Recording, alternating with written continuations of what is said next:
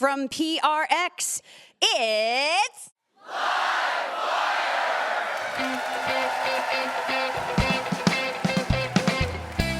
This week, comedian Atsuko Okatsuka. You drink soda, you run it off, and then you feel emotional. You're like, I'm closer to God. Sweetie, you're dehydrated. You've been in the sun all day. Journalist Jack Balderrama Morley. So you have this weird environment where these, $500,000 cars are racing around, but then you also have, like Leanne Rimes on a horse. With music from Tyler Ballgame and our fabulous house band. I'm your announcer, Elena Passarello, and now, the host of Livewire, Luke Burbank. We have got an absolutely fabulous radio show ready for you. But first, of course, we've got to kick things off the way we always do with a little segment we call The Best News We Heard All Week.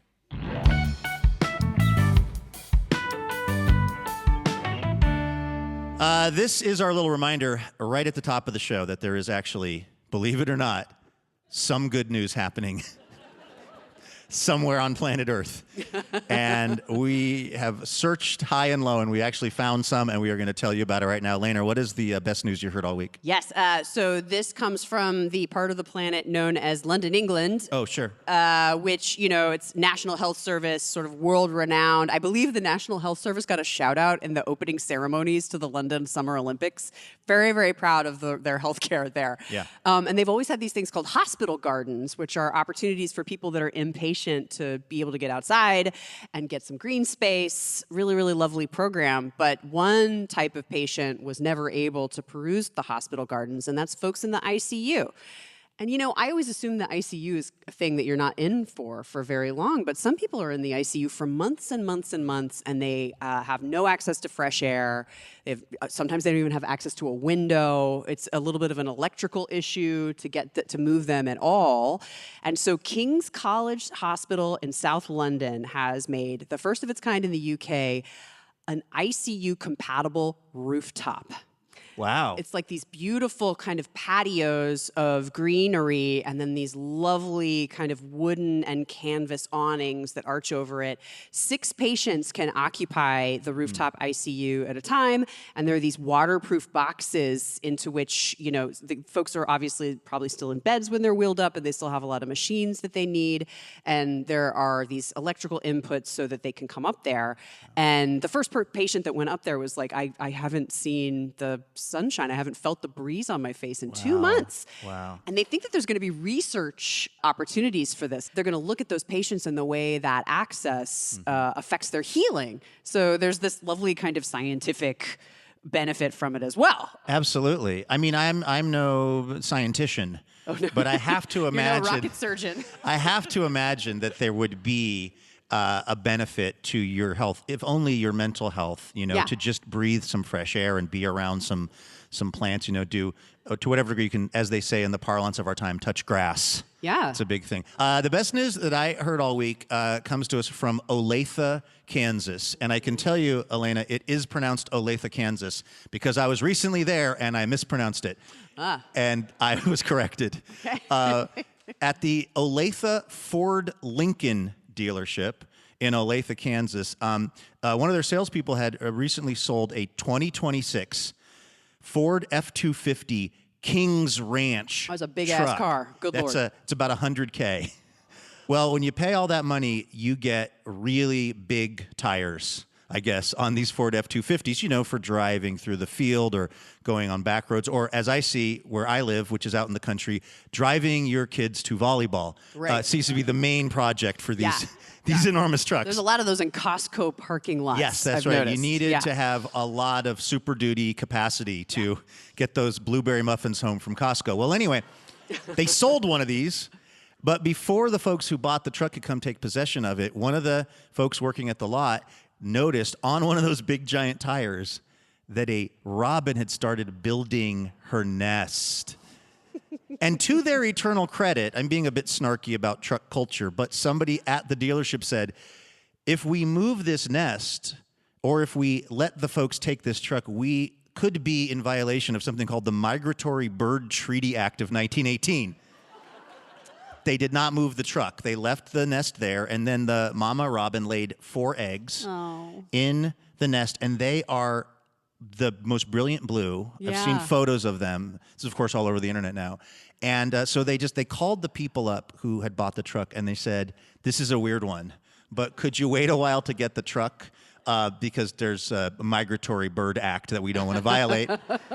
And the people said, yeah, we'll wait for the truck. Yay. And in fact, this was even cooler because there was a local group that like takes care of birds or does stuff with them who said, we think we can move the robin's nest without disturbing this family too much. And the people who were buying the truck said, we don't want to do anything that would risk it. Just leave our $100,000 truck there until further notice.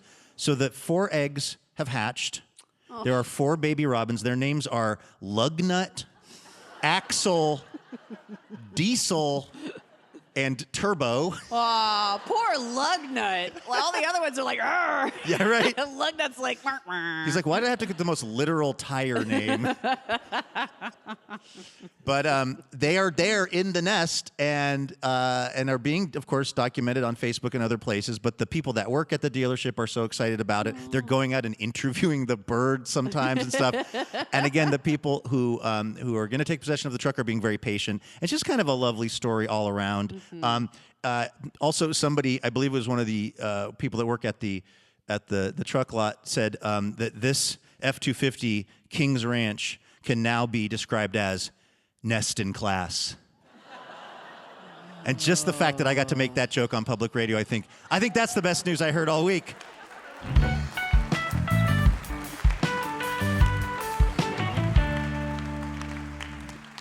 This is Livewire. Let's get our first guest on out here. She's a comedian and actress who really kind of seems to be taking over the comedy scene right now with her unique humor, boundless energy, and infectious charm. Her stand-up special, Father, recently premiered on Hulu and Disney+, and following its success, she's embarked on the Big Bowl Tour, which if you have seen her iconic hair, really, if you know, you know.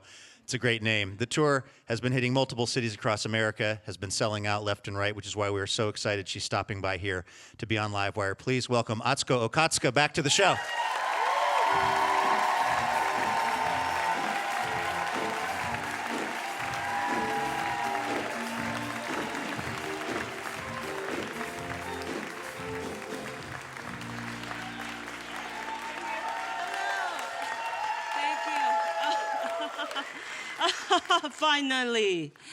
Finally. Oh, sorry. It's just so lonely back there. Atsuko, welcome back to Livewire, by the way. It was, I don't know how many years ago we had you on before, and you were so funny and one of the funniest guests we'd ever had. And then I feel like since then, I've just been watching from afar as the rocket ship that is your career has taken off. Like every time I'm in Los Angeles, I'm seeing you on billboards. I was in Times Square and you were flashing by. Like, are you adjusting to the fact that you're now like legitimately a famous person? Oh my gosh. I mean, it all started here.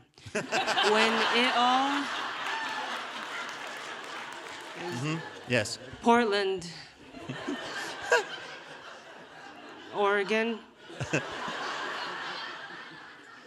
2019.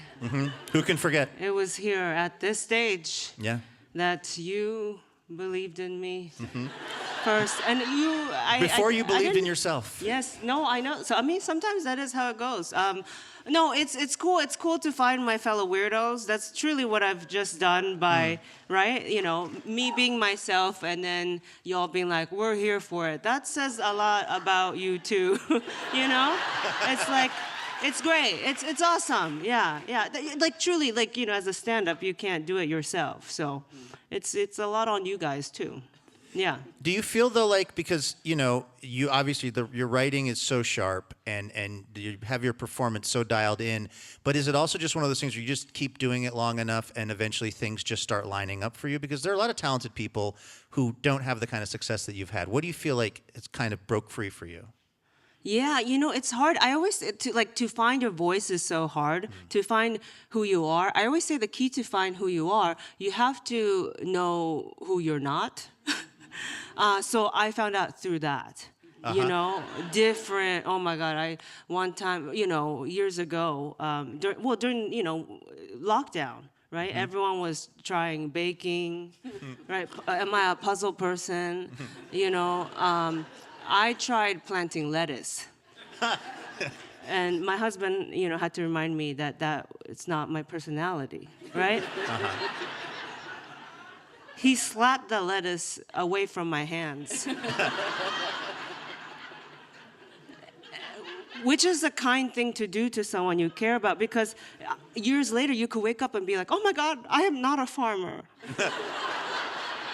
Years later, But here you are with whole farms. And so I think that's what it was. I had to try different things. I was, when you first start doing stand-up, I was trying to sound like other people, that I looked up to. I was trying to sound like Tig Notaro, who's a close friend of mine. And, is sort of a mentor to me, too. But, that's her voice, like super deadpan. I was trying to do that, too. It was during the pandemic when we were all locked down that I went online more and started just talking to camera and doing stand-up on there and doing stand-up on Zoom shows. And then that, inherently I was able to reach more people because everyone was online. And that's how everyone started showing up that way. Yeah, Yeah. you have had so much success at creating really fun content online and doing stuff, obviously, with your grandmother and stuff, where you've invented an entire dance craze, essentially.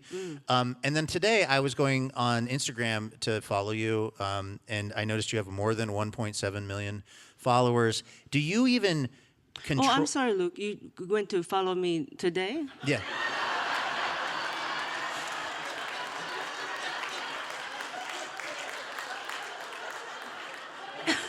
Well, you had me blocked up until about 4 p.m. this afternoon, which we need to talk about off stage. Do you, at 1.7 million Instagram followers it's a small business. Do you post your own stuff? Is there a team of people? That is a valuable asset, that kind of reach on the internet. I do post my stuff. Sometimes my husband, who's kind of like an extra arm, he's like, an extra arm of mine, because he super knows me. So he has access to my Instagram, and I would get off stage and see that I've posted on my, on my Instagram stories, me crushing, and I'm like, oh wait, what? So that was my husband filming me, and then he had posted it. Sometimes Ryan will be like, hey, maybe not that picture of me sleeping, And I'm like, but the business. You're listening to This Live power Wire. is not good to have. Oh, sorry. You're listening to Live Wire. Yeah. Do you want to do it? Would you Atsuko, Yes. could you read this part? It says, parenthetically, it says interrupt ID. Will you just read that to take us to the break? It's in bold. This is Live Wire from PRX. We're talking to comedian and viral internet sensation Atsuko Okatsuka. We've got to take a quick break. Don't go anywhere. Yeah! There you go.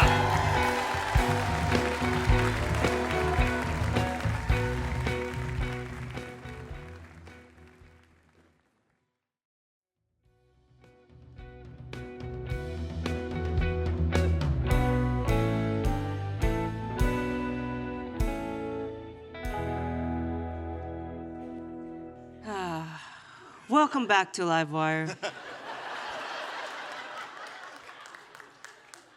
I'm near your host, Luke Burbank. Is that what I sound like? Huh? Oh. Is that an impression of me? Well, I haven't. And Elena Pasareo. Yes. Did I say that right? Sure. Atsuko, what could you know about having a difficult to pronounce name? Thank you. Thank you for seeing me. We are talking to Atsuko Okatsuka, here with Elena Passarello. The Big Bowl Tour is going on right now, and also you have this special that's out on Hulu and Disney Plus, Father, which is so funny, but also so illuminating about your life, and about particularly the life that you had, when you were 8 years old and you came over to the States. You were brought by your grandmother and your mother, and it sounds like you thought you were coming for a visit. You were being sort of gently kidnapped. What did you think of this place when you got to LA and you realized, oh, I'm actually living here? What was your life like, and what did it feel like for you? Yeah, it's hard because, as a kid, you don't know like immigration rules. I just thought like, oh, well, I came here, so I was allowed to. The plane took me, I landed, I went to Disneyland. No one stopped me, and so I just thought, okay, like this was allowed the way we came. And so I was surprised because my grandma told me it was just going to be 2 months. So that was the first surprise, right? That, suddenly I'm enrolled in a school, right? It's been 3 months. And then I found a diary entry when I was 18. So like I started writing diary entries once I got to the States, right? So it was like month 1, we went to Disneyland, it was cool. Month 2, we're still here, and then the next one was like, dear diary, I'm 16 now. I don't think we're going back anytime soon. And so those were surprises. And then the second, the other surprise was to find out I was undocumented the whole time. Mm-hmm. Yeah. Because I was going to school just like any other kid. I was able to go to the library. I was going to the movie theater. I took the bus just like everyone else. So I didn't know that I didn't have certain rights, Yeah. You did have the right to attend Jesus Camp, which is one of the many similarities in our growing up years that everyone's talking about. We both went to Jesus Camp. Yes. But you went, you signed up for it. You wanted to go. I did want to go, Did you speak in tongues? Like, what went on at this Jesus Camp? Jesus Camp. Oh, first off, that's how they get immigrants, is I went to so I'm half Taiwanese, so I speak Chinese as well.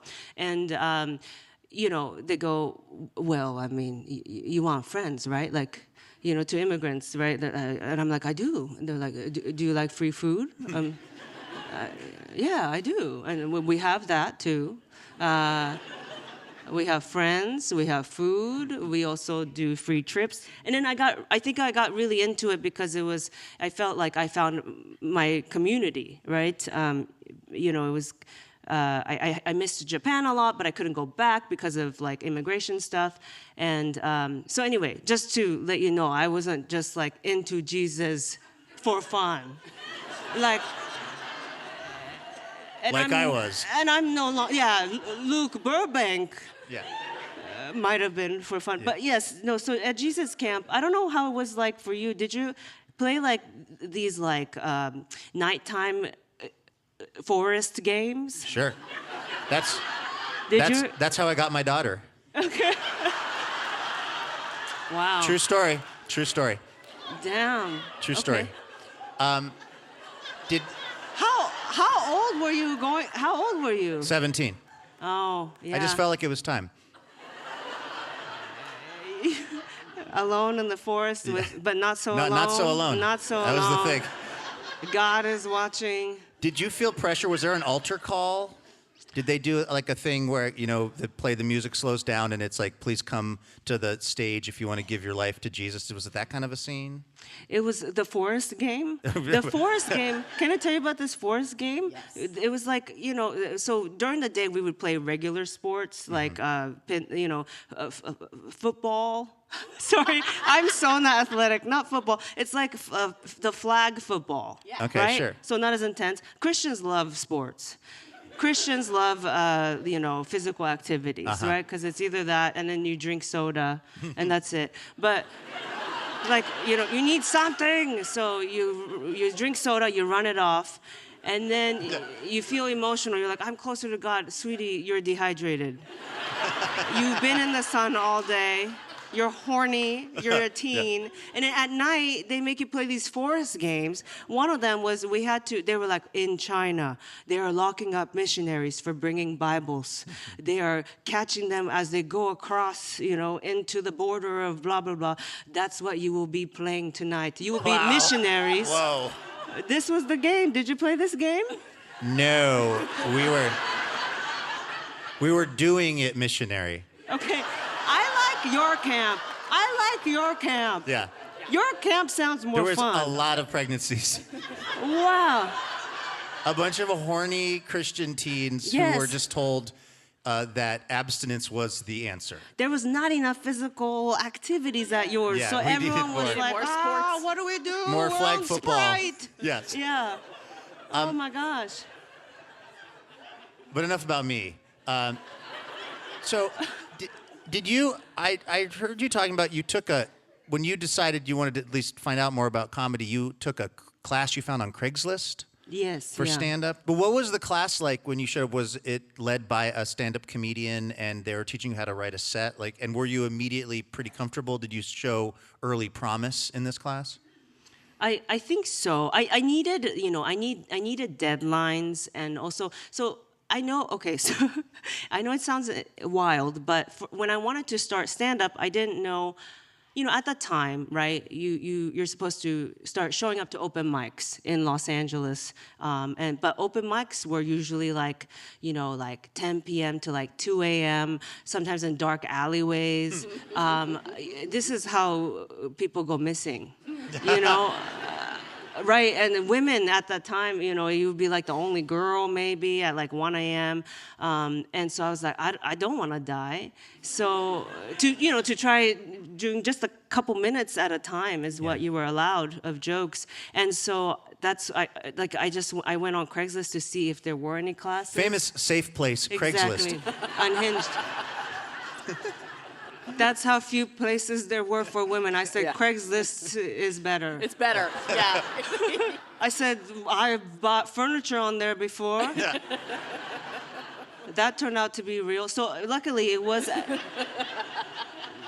when I showed up to the address, it was an all-female stand-up comedy class taught cool. by Lisa Sunstead, and luckily it was an actual. Everything was legit, and so it was really great to start in a safe, very supportive space. What do they teach you? Is it about structure, or is it about timing? What are the lessons like? Yeah, it's structure, and then there's rules in comedy that you'll start realizing, oh, I've known that all my life. I just didn't know, that the rule of threes, for example. An example of that. Do you want an example of that? Absolutely. It's let's say okay, so my name is Atsuko Okatsuka. My grandma's name is Ingshili, and my mom just goes by Linda.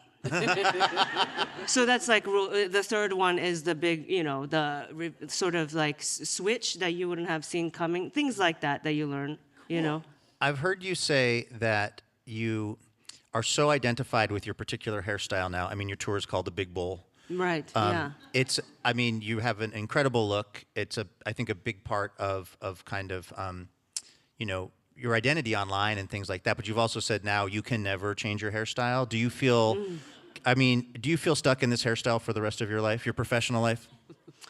It's on the T-shirts and also my fans do show up and wearing wigs of my bowl cut, right? And so, how am I supposed to tell them they gotta change the wig now, Right. And They already bought it. I think that in the right phase, I'll grow it out. I can also maybe get a wig of this haircut too. Yeah. Interesting. And then just wear it for when I perform. Yeah. I'm very inspired by my drag queen friends who Sure. Also have a stage persona, and then when they're off, But I'm very me on and off stage, so it's kind of hard. I don't mean to sort of keep obsessing over this, Atsuko, but I'm such a fan of your work and I'm so excited about the way that your career has really played out for you. And every time I see you having success, I'm just so glad it's happening to somebody who's so talented and such a kind person, kind to come be on Little Old Livewire all these years later. Seriously. Thank you. Does this feel the way that you thought it was going to feel, when you were going to that Craigslist comedy class? What were your wildest dreams about your stand-up comedy career, and how does it feel to have that happen? Oh, that's so sweet. I didn't actually, to be real, I didn't actually dream big. I didn't dare dream big when I was, a kid to teenager, I didn't know I could, and so I'm really just going with the moment. And yeah, because I think, and you could tell. You could tell people are like, oh, this girl's improvising. she's the most surprised. Because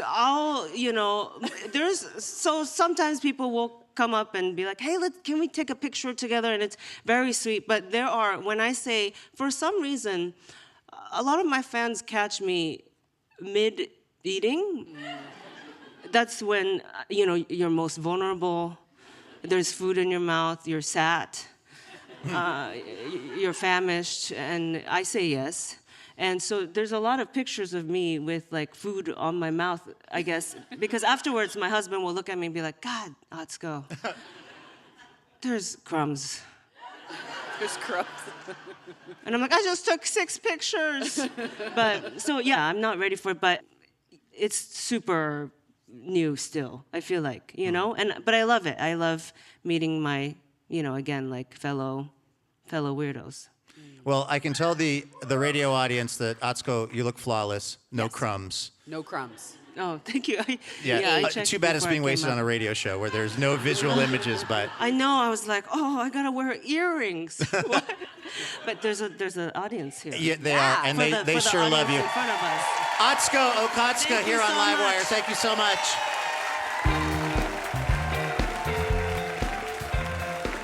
That was Atsuko Okatsuka, recorded at the Alberta Rose Theater in Portland, Oregon. Make sure you check out her latest comedy special, Father, on Hulu and Disney+. And look for her on her Big Bowl tour happening right now.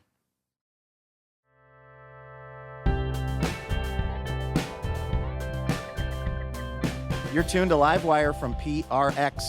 All right, let's get our next guest on up here. Now, if you're a reality TV fan, you might have noticed that at some point, the architecture of the show, like the actual houses that the stars are living in, they kind of become their own characters.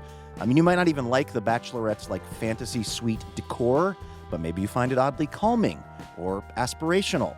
Well, our next guest has some theories as to why you might feel that way. He is a former architectural designer turned managing editor over at Dwell magazine. His writing has appeared in The New Yorker and now in the new book, Dream Facades, The Cruel Architecture of Reality TV. Take a listen to Jack Balderrama Morley, recorded at the Alberta Rose in Portland, Oregon.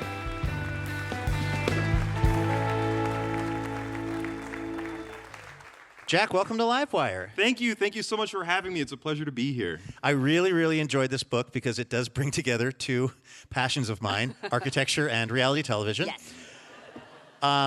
I'm curious about your relationship with reality TV and when you started to actually notice the physical architecture of what was going on the shows you were watching. Totally. I mean, I've been a lifelong fan of reality TV growing up, but I think the architectures on the shows you pick up on. I think, as you said, it's a big character on the shows, whether you notice it or not. And then, I went to architecture school, I became a design editor, and I noticed that even among my sort of highfalutin, highbrow design friends, we're watching these shows like Selling Sunset and looking at these homes, and, we knew how to talk about Frank Gehry or Zaha Hadid in those homes, but then these weird, monsters that we'd see on these shows were a total mystery.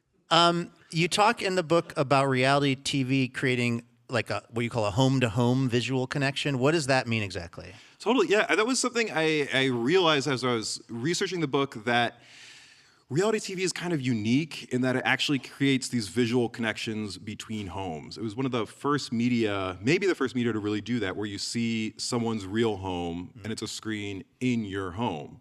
You went to architecture school and you were an architect for a while, and then I think of architecture and being an architect as the coolest job you could ever have. What is it Mr. Brady. Yeah, yes, thank you. What is it that a humble public radio host don't understand about the real day-to-day life existence of an architect, and what about it was not fulfilling for you?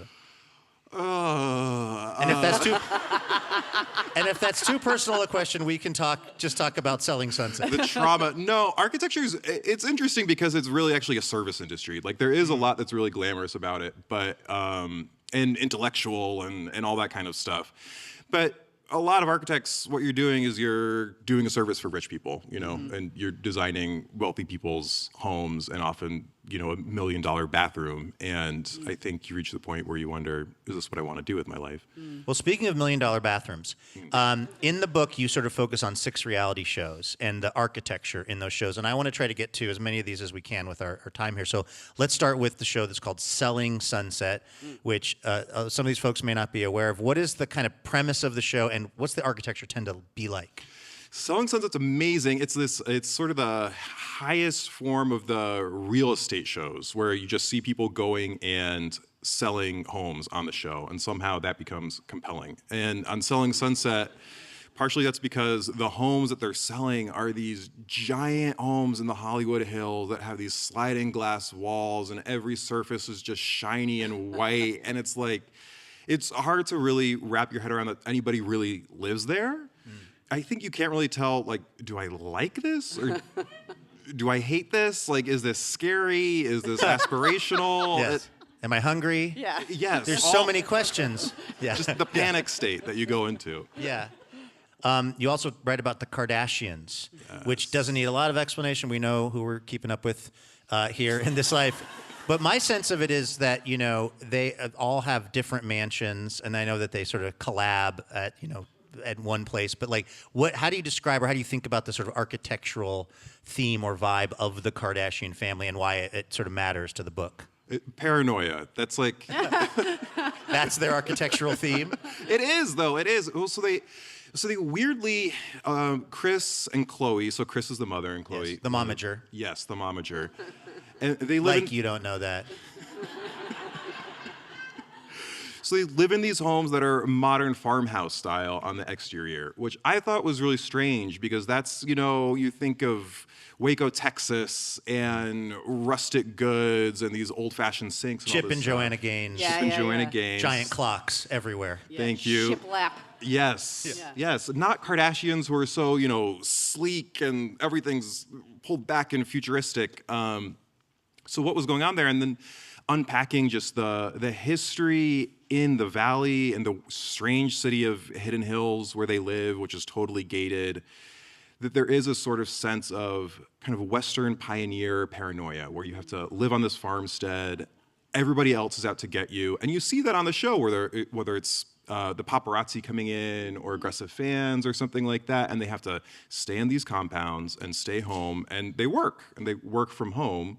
Just the work they do is putting on a reality show. Right. But the idea of this architecture and it being kind of, like you said, sort of not that sleek glass Selling Sunset, but rather this like farmhouse vibe is almost a shell or an armor against the reality of what their real life is, essentially. Mm-hmm. Yeah, it has this weird history in the area. I mean, Hidden Hills is this extremely exclusive gated community in the valley north of Los Angeles. But it's also, total rich people, influencers, very strange cohort there.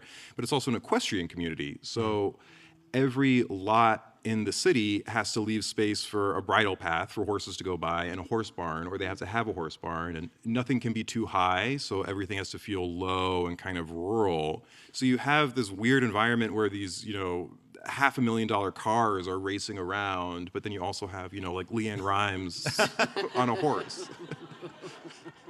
We're talking to Jack Balderrama Morley about their book, Dream Facades, The Cruel Architecture of Reality TV. You also write about The Real World, the MTV show. I was very excited to see this was in the book because The Real World was a biggie for me in my teens and 20s. Like, very aspirational. It's a bunch of young people that are being put together in either like the coolest loft ever or like some giant house or a great house in San Francisco or wherever. And like, it just seemed like a dream life to me as a fan of hot tubs and arguing. Set in a dream space. Like what? There's always a moment when they get to the house for the first time where they run around screaming because they can't believe how what the design is. Like you get to ogle the house with them when you're watching in your home, like you said, which doesn't look anything like that, right? Totally. I hope. Yeah. What do you see as the significance of the real estate in the real world? Well, the real world, the thing that struck me that I hadn't really thought of was that it starts in New York City. And it's ostensibly the first reality TV show. And so you think about it, reality TV started in New York, in Soho, in this neighborhood that's supposed to be known for underground artists and minimalism and counterculture stuff. And the real world, I think, takes that idea of artists working in these lofts at home and then turns it again where the artwork that these people are creating is their lives just on display. And the show becomes the artwork that they're creating, which is a really exciting idea that you go and you live in a loft and you're creative just by Existing. Sitting on a couch, in the yeah, hot and tub arguing. and arguing that can be a creative act, and that's Just a by creative being a lot. lifestyle. Yeah, Yeah. yeah. And the architecture, that sort of garish brightness of it, I think it ties into that. You know, your personality is supposed to be part of the garish pop that you see around you, and everything is supposed to be this discordant collision of different things, and somehow that's thrilling and exciting and what we want out of life, you know? You, of course, know reality TV conversation or list would be complete without a Real Housewives section, and you chose to focus on the Real Housewives of Atlanta. Yes. Why the Atlanta season? Well, personally, it's my favorite. Amen. Thank you. See, this is what happens is you find out all the shows people say they don't watch, and then suddenly, oh, well, I kind of watch. No, yeah, it's like a reflex. It is the best one. It is the best one, and it was also the highest rated one for a long time. So it really was, I think, like the gold standard of the Real Housewives. It really pioneered that format. And then, oh my gosh, Sheree Whitfield and Chateau Sheree is just the icon and the legend, and I think also a paradigmatic figure for Americans and how they relate to their homes, because you know she has her Chateau Sheree that she's determined to build over seasons and seasons of the show, and it's synonymous with who she is, and it reflects who she is as a person, and that really has deep roots within American culture, that we're so invested in this idea of home ownership and that you have to own a home to be a real person. But then all of that, of course, is a construction and was developed as an idea in the 1930s, largely, that Americans should be homeowners, that we're not going to be communists, we're not going to have that sort of publicly owned property, and no, we're all going to have our own little homes, we're going to own them, and then we can be controlled by the economy. Right. Yes. Yeah. Which seems to be working well so far, I'd say. It turned out great. We're talking to Jack Balderrama Morley about his book, Dream Facades, The Cruel Architecture of Reality TV. You also write about the show Fire Island. Yes. What is it about the backdrops and the sort of architecture of that show that jumped out to you? So that show, it seemed like maybe this was reality TV doing something good. You know, it's not just selling the traditional, heteronormative norms of what life could be. It goes to Fire Island, which is a gay resort island not far from New York City, and people go out for the summer, and you know they can do all kinds of things they don't normally get to do, and you're sort of in mixed company in straight society. But there's a downside there too, and it ends up not really working out, where the area gets developed as a sort of masculine architecture and a masculine modernism that's not going to be frilly and delicate, and it's going to be stripped bare, so that the area could be for sort of straight acting gay guys who want to be those kinds of masters of society, sort of Calvin Klein, David Geffen.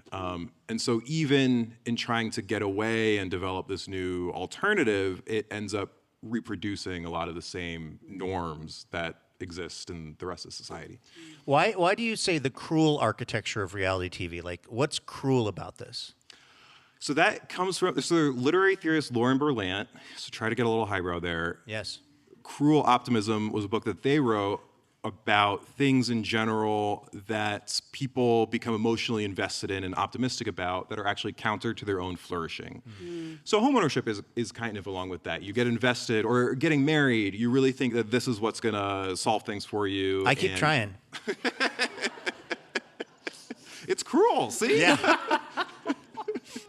Don't be cruel to yourself. And that's what these homes do. Not just the homes on the shows where they sell the idea that we could have the good life, that we could be just as rich as the Kardashians, or we could live fun and wild like on the real world. But even our own homes, I think, sell us the idea that we could be safe and happy and autonomous on our own, living in our own little suburban bungalow when, obviously that's not true. We all need each other and to rely on each other and have community. This theory that you have in the book about the physical digital hybrid home, did you invent that? I sure did. Can you kind of unpack that a little bit? Totally, yeah. So that's going back to the idea that reality TV has these kind of home-to-home connections. And thinking that, if a typical suburban home used to have a picture window, that got replaced by a TV there. And now on those TV screens, we're seeing these other homes. And these other homes are fulfilling some of what we're looking for from our own physical homes, whether it's companionship, a place for companionship as the real world, or giving us a feeling of security and accomplishment. We're cheering along with Sheree Whitfield building her own home. We feel like we've done it, and we get to sort of microdose that feeling. So our physical homes no longer are just the physical homes, but have these kind of weird digital appendages sutured onto them. It's like you get the sort of simulation of a feeling of security, but obviously it's just a TV show. Ugh. It's not really giving it to you, but you get hooked on that drug. What if your TV is just like a screensaver that shows Van Gogh's sunflowers? You are doing everything right. Wow.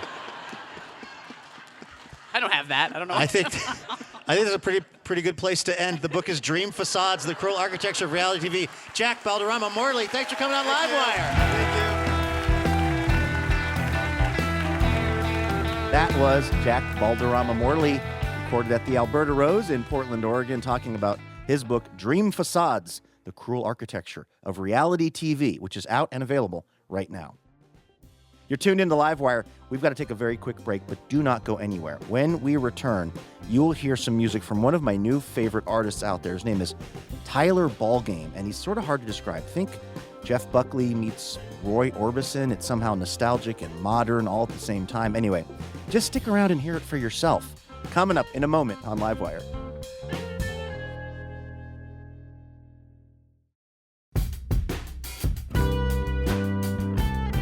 Welcome back to Livewire. I'm Luke Burbank, here with Elena Passarello. Okay, before we get to this week's musical performance from Tyler Ballgame, a little preview of next week's show. We're going to be celebrating Independence Day with a 4th of July special. Now, yes, we know. Things are, let's just say, complicated right now in this nation of ours. We figured we would take an honest and hopeful look at this place called America that is turning 250. But also we thought we would talk about hot dogs. Looks like that's a big thing on the 4th of July. We are going to be chatting with the podcaster and writer Jamie Loftus, who went on a road trip across the country to explore the weird and wonderful world of hot dogs, which she details in her book, Raw Dog, The Naked Truth About Hot Dogs. Plus, writer Daisy Hernandez will discuss her incredible book, Citizenship, Notes on an American Myth. Then, singer-songwriter Olive Klug will take us home with a song. It's literally called Song About America. I know, it's almost too on the nose, but it's actually perfect for our 4th of July show. Coming up next week, do not miss it.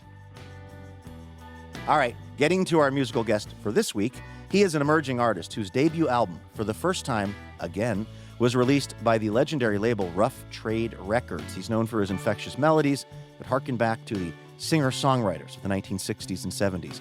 He also has a reputation for unforgettable live performances, which we were lucky enough to witness on stage at the Alberta Rose Theater in Portland, Oregon recently.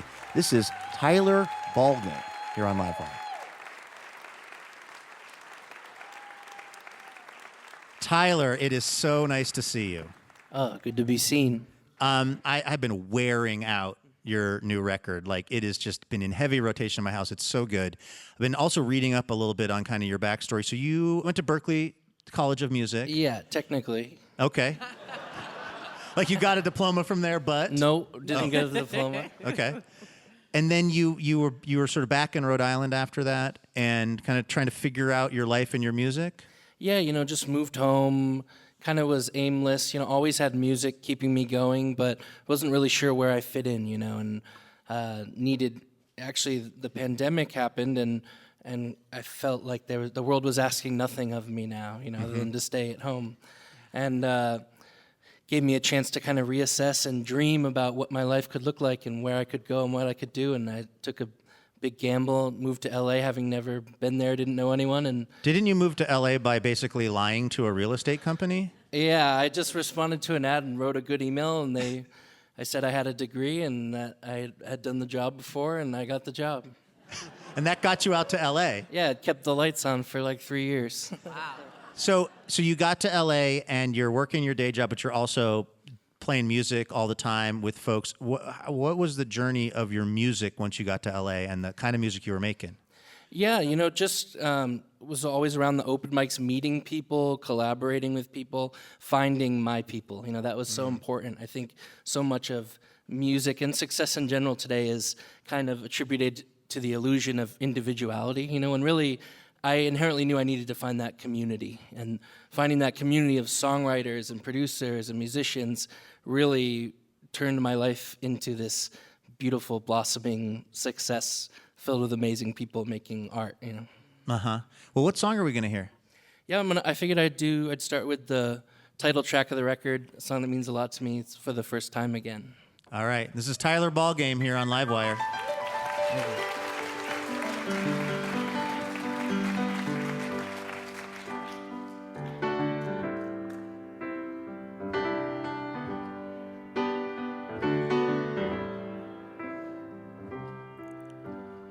Shook the hand of unbound desire.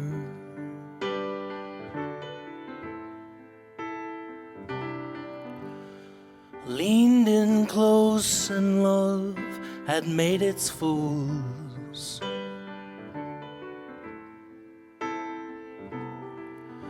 So many lives never surrender. Oh, when it's over and done, we tried.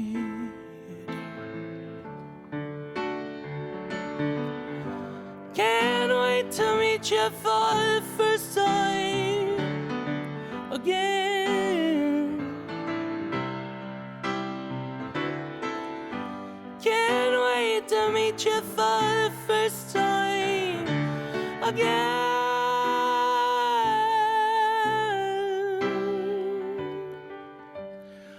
I love you, I've known you forever.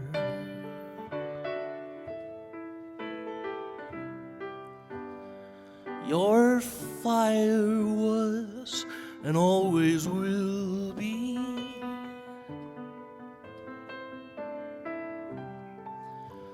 I learned your name, but missed its meaning. Oh, and I didn't know how to feel. Can't wait to meet you for the first time again. Can't wait to meet you for the first time again.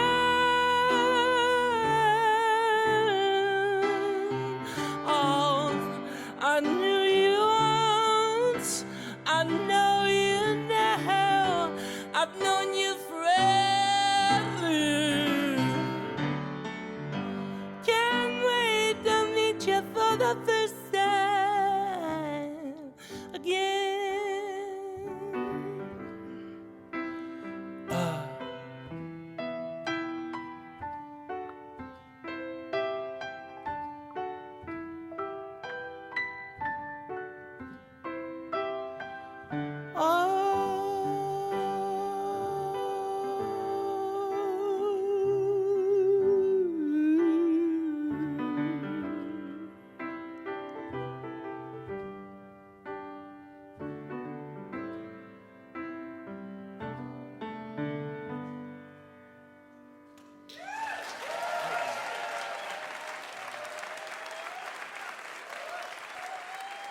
That was Tyler Ballgame, live from the Alberta Rose Theater in Portland, Oregon. His album, For the First Time Again, is available right now.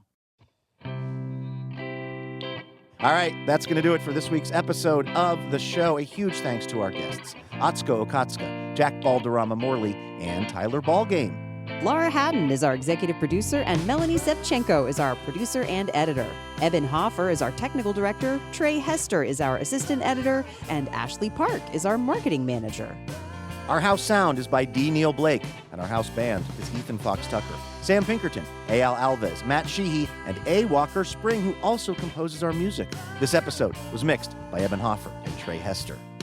Additional funding provided by the City of Portland's Office of Arts and Culture. Livewire was created by Robin Tenenbaum and Kate Sokoloff. This week, we'd like to thank members Lisa Watson of Portland, Oregon, and Charles Hartley of New York, New York. For more information about our show or how you can listen to our podcast, head on over to livewireradio.org. I'm Luke Burbank for Elena Passarello and the whole Livewire team. Thank you for listening, and we'll see you next week.